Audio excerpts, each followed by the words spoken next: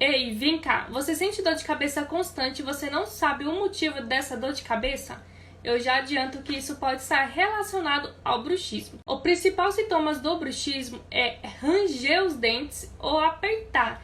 Isso acontece geralmente quando você está dormindo. Se você não tem ninguém ao seu lado te observando, esse principal sintoma pode passar despercebido. Mas existem outros sintomas que você pode estar observando, como dor de cabeça, dor na mandíbula, você acorda já apertando uma pressão muito forte assim na sua boca, a sua boca estrala assim quando você abre, e se o estado do bruxismo já estiver ali um bom tempo e você não está cuidando, o seu dente pode estar desgastado. Me conta aqui, você tem bruxismo?